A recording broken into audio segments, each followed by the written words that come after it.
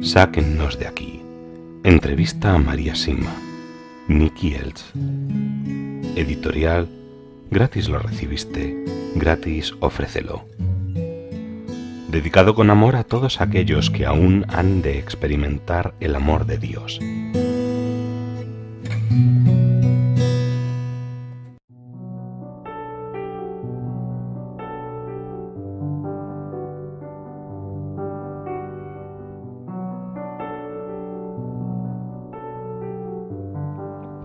Funerales y tumbas.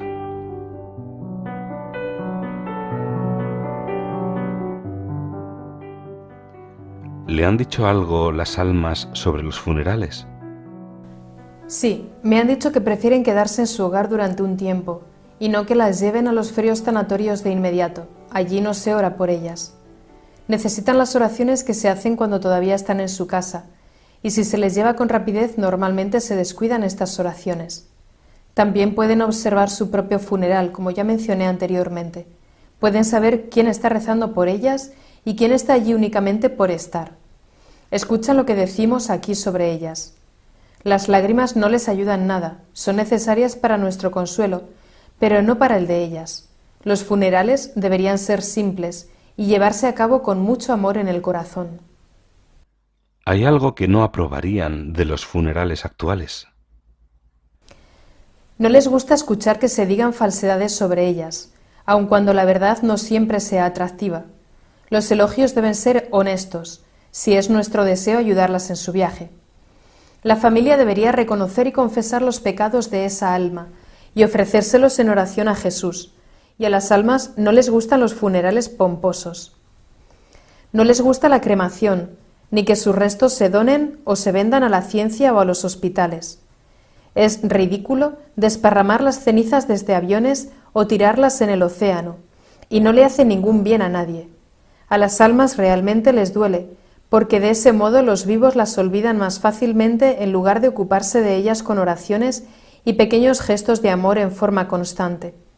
La Iglesia permitió la cremación solo para lograr que hubiera menos sacrilegios. Fue más una decisión política que una decisión que sirva de ayuda. No les gusta nada que no sea piadoso o que se las muestre bajo una luz distorsionada. Recordarlas en la presencia de Jesús es precisamente reunirlas nuevamente, intervenir en su lugar y hacer bien ante Dios, algo que no hicieron tan bien en su día. Esto me recuerda a un alma que se me presentó una vez durante el día. Una tarde caminaba por el bosque de regreso a casa y vi venir a una señora muy anciana. Mi primer pensamiento fue: Dios mío, qué vieja parece. Caminaba hacia mí y se veía triste y como perdida. La saludé y le pregunté por qué estaba allí arriba a solas. Le dije que se estaba haciendo tarde. Me contestó: nadie se preocupa por mí. Nadie me invita a pasar a su casa y debo dormir en la calle. Pensé: debe tener las tuercas un poco flojas. Lo pensé un segundo y luego le ofrecí llevarla conmigo, sabiendo que si era una molestia no se quedaría por mucho tiempo. Puede venir conmigo, pero mi casa es pequeña. Es todo lo que tengo, pero es un techo y puedo darle de comer. Se alegró instantáneamente y dijo: eso era todo lo que necesitaba, y desapareció. Más tarde supe que ella, en algún momento de su vida, no había dejado entrar en su casa a alguien verdaderamente necesitado, y en consecuencia debía estar en el purgatorio hasta el día en que otra persona la dejara entrar. Ve usted, de esta forma compensé ese pecado y todo quedó reparado. Haberle ofrecido que viniera conmigo le sirvió de reparación por su descuido. Siempre es necesaria la reparación y si no lo hacemos voluntariamente, Dios se encargará de arreglarlo todo para que así sea. ¿Le han mencionado las almas alguna otra práctica de los tanatorios actuales que piensen que no es correcta? Al elegir un tanatorio, lo más seguro es escoger uno en el que sus trabajadores sean cristianos activos y que recen. Esto garantizará que nada no sagrado le ocurra a los restos terrenales de nuestros seres queridos. ¿Y han dicho algo acerca de cómo cuidar la tumba tras el funeral? Sí, también me han hablado al respecto, y esto es muy importante. Las tumbas deben mantenerse humildemente y con amor. Debería echarse agua bendita periódicamente y tener una vela encendida siempre. Las almas del purgatorio lo necesitan y les gusta mucho. También pueden ver quienes visitan sus tumbas. Tales visitas las ayudan a ellas y a nosotros más de lo que pensamos. Hoy en día existen algunos cementerios donde por comodidad la placa conmemorativa se encuentra a ras del suelo para que las cortadoras de césped puedan pasar fácilmente por encima. Esto es pereza y falta de amor por parte de los familiares, y esas almas deberán sufrir más tiempo que si la familia se ocupara ella misma de cuidar el lugar donde descansa. Todo pequeño gesto las ayuda y ellas a cambio nos ayudan a nosotros, porque luego intervendrán cuando necesitemos protección o ayuda. Hasta un gesto pequeño como limpiar las ventanas por amor a ellas les hace tanto bien. ¿Y durante cuánto tiempo debemos cuidar las tumbas? Pienso que deberíamos hacerlo durante 3 generaciones por lo menos. Digo esto porque la Biblia dice que los pecados de los padres los expiamos durante 3 o 4 generaciones. Por eso nuestras oraciones deberían trascender las generaciones y no dirigirlas simplemente a los que conocimos personalmente. Es muy bueno enseñar a los niños a tener interés en sus abuelos y tatarabuelos. Esto hace tanto bien a todos, les muestra un camino y una unidad. Creo que desorienta mucho el hecho de que en esta sociedad moderna muchas familias se preocupen únicamente por la búsqueda de más dinero, mejores oportunidades o una casa más grande. ¿Hasta qué punto sabemos que todos en algún momento deberemos volver al hogar, entre comillas? Satanás divide a las familias en todas direcciones dentro de la misma generación y en las intermedias.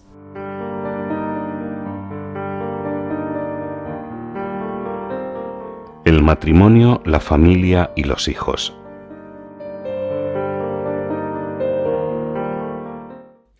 En un matrimonio donde la mujer sufre mucho a manos de su marido o viceversa, ¿está bien que uno deje al otro? Pueden hacerlo, pero ciertamente es mejor que no lo hagan. Deben ofrecérselo todo a Dios. Pero la línea que no se puede cruzar es la del maltrato físico, porque es Dios quien elige a los mártires, no nosotros.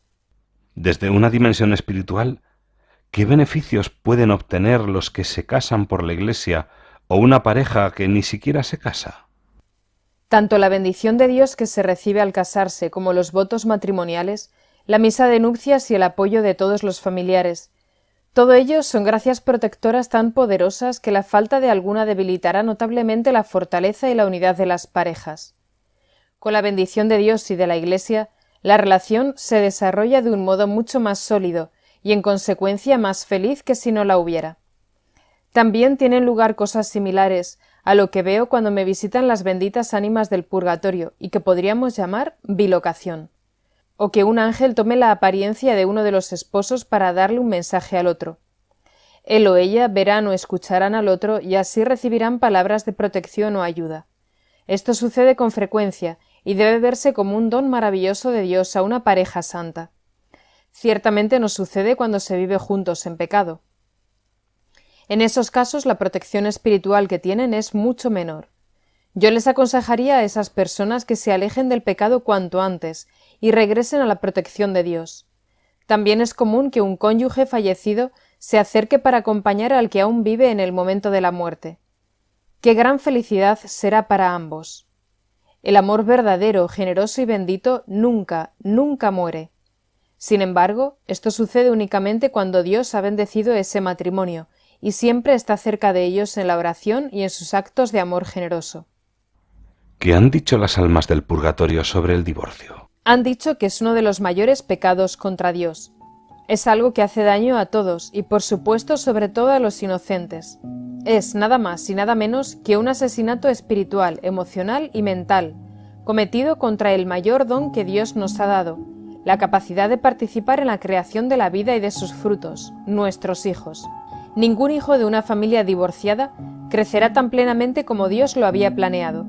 En este siglo, millones de veces más que antes, Satanás irrumpe dentro de las familias y dentro de los vientres de las mujeres, corrompiendo y destruyendo en pedazos los lazos sagrados que mantienen a las familias dentro del plan de Dios, corrompiendo y destruyendo en pedazos a los niños que Dios les ha dado. Para reparar por estos dos pecados es lo que las almas del purgatorio anuncian que llegará pronto y que causará una gran conmoción. Y en países como en los Estados Unidos, donde más del 50% de los matrimonios se rompen, Dios pronto hará algo para que esto cambie rápidamente. Se pondrá del lado de los humildes, de los inocentes, de quienes rezan y aman, y castigará al resto por sus interminables ofensas contra el amor. Las empresas, las organizaciones, los abogados, las iglesias, los médicos y psicólogos que mienten, confunden, conspiran, se enriquecen y de este modo distorsionan la verdad con el fin de continuar con la más terrible de las guerras, pronto experimentarán la cólera de Dios como nunca antes se ha conocido. Dios, ten piedad de aquellos que saben lo que están haciendo. Y nosotros tenemos el deber de informar a los que no lo saben qué es lo que están haciendo. ¿Le han dicho algo las benditas ánimas del purgatorio sobre los procesos de nulidad de los matrimonios? Sí, me han dicho que la Iglesia está otorgando demasiadas anulaciones. Son temas que deben examinarse en profundidad. Me temo que sea verdad hasta cierto punto, que aquellos con buenas conexiones y con dinero tienen un mayor acceso a las anulaciones, y difícilmente esto puede ser voluntad de Dios. Por supuesto que hay casos en los que se da coacción, o hay limitaciones emocionales u otras situaciones que invalidan realmente el matrimonio desde su inicio, pero son cuestiones serias que deben tratarse con mucho amor, pero también rigurosamente. María, ¿qué más podrían comunicar las benditas ánimas del purgatorio a sus familias? Pueden pedirle a un miembro de su familia que haga algo bueno que ella durante su vida no hizo o lo hizo mal. Y si siguen sus indicaciones, sus familiares le ayudarán a continuar su camino al cielo. Pueden advertirles para que eviten esto o aquello. Protegen a sus familias, las guían y les transmiten amor y seguridad de muchas maneras distintas. ¿Hay algo que las benditas ánimas del purgatorio no mencionarán nunca a sus familias? No dirán ni harán nada negativo, ni nada que suponga una crítica o un juicio de valor. Siempre se tratará de algo positivo, de ayuda, de protección y, por tanto, reparador. ¿Hay familias a las que las visiten sus parientes difuntos condenados en el infierno, pero sin que la familia sea atacada o acosada por ellos?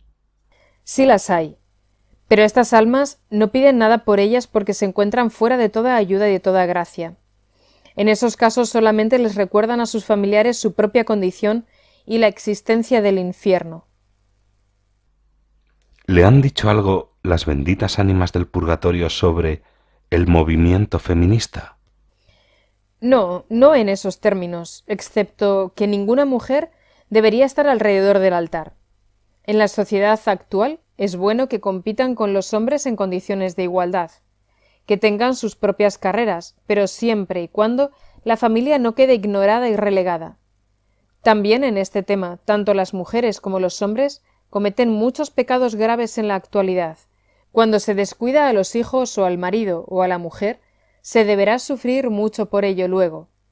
Definitivamente, este es uno de los pecados más serios que divide mucho. ¿Le han dicho algo las benditas ánimas del purgatorio sobre lo que se suele hacer con los abuelos en las sociedades occidentales? Me refiero a no tenerlos en casa y llevarlos a residencias de ancianos donde con frecuencia se les trata como un número más, o peor aún, donde en algunos lugares les drogan para que queden inconscientes y mueran pronto. No específicamente, pero ¿hace falta que nos aclaren algo sobre pecados tan grandes como los que cuenta? Son unos pecados enormes. ¿Con qué frecuencia son los abuelos quienes enseñan a rezar a los niños y en cuántas familias son los abuelos quienes unen a las diversas generaciones, debido a que están allí para compartir la sabiduría adquirida a lo largo de tantos años de experiencia? Echarlos de casa solo puede ser obra de Satanás. María, ¿crees que es un pecado que una madre no amamante a su hijo o que no lo abrace? Si se encuentra físicamente en condiciones de amamantar y prefiere no hacerlo por algún motivo egoísta, sí lo es. Y cuando no se abraza a los hijos, estos quedan paralizados emocionalmente al crecer. Por lo tanto, por supuesto que también es un pecado. ¿Qué es mejor, ser pobre con muchos hijos o rico con solamente 1 o 2 hijos? No debemos interferir en los planes de Dios con respecto a los hijos, y Él siempre enviará muchos a quienes entren dentro de sus planes. Conozco a mucha más gente plenamente feliz entre los pobres que entre los ricos, y conozco muchos casos de los dos tipos. Además, los ricos están más lastrados con los efectos de los pecados de sus ancestros. Viene a mí en busca de ayuda por este motivo más gente adinerada que pobre. Y esto no se debe a que los pobres no tengan posibilidad de venir, pues también lo hacen. Sin embargo, casi todos los gobiernos del mundo, como se demostró en las reuniones sobre población de El Cairo, hablan de la temible amenaza de la superpoblación. ¿Qué dice usted al respecto?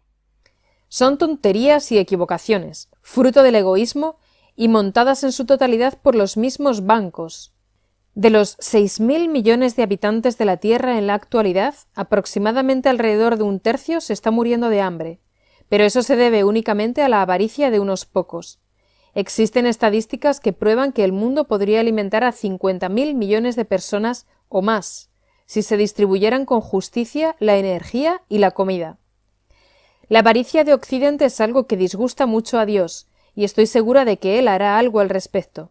¿De quién son los niños que consumen 90 veces más que los niños de la India?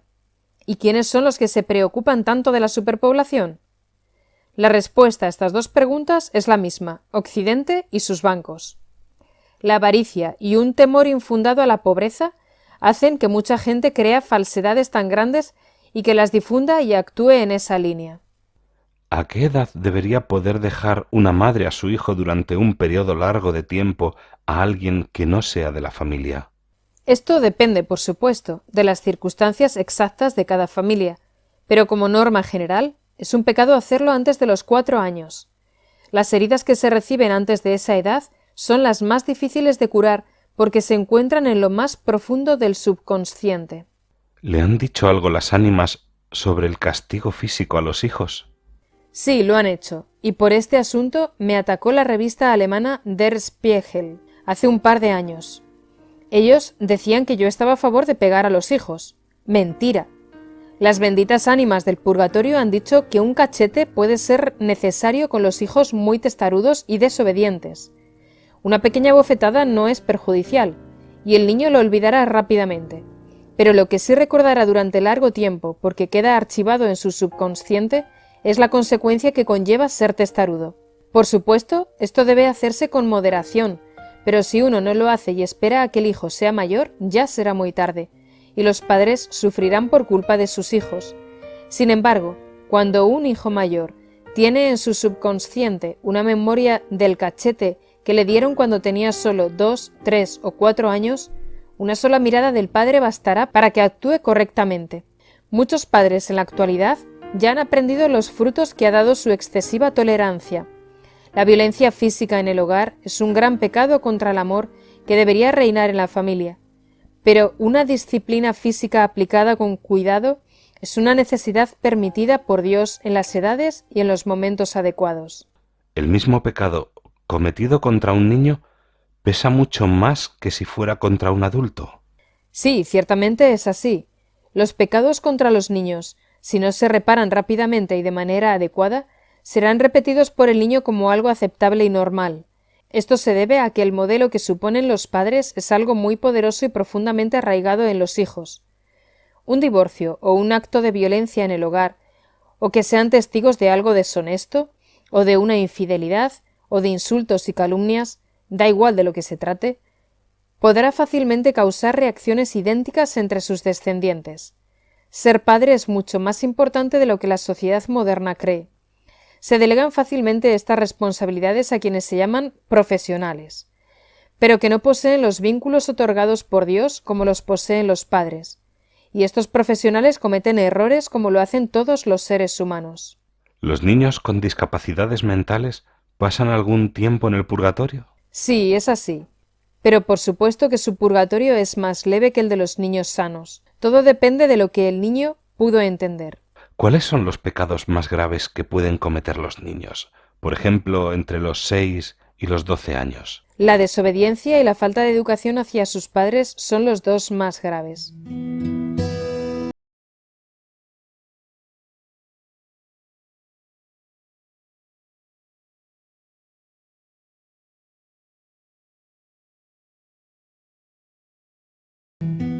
Sáquennos de aquí. Entrevista a María Sima. Nicky Elch. Editorial. Gratis lo recibiste, gratis ofrécelo. dedicado con amor a todos aquellos que aún han de experimentar el amor de Dios.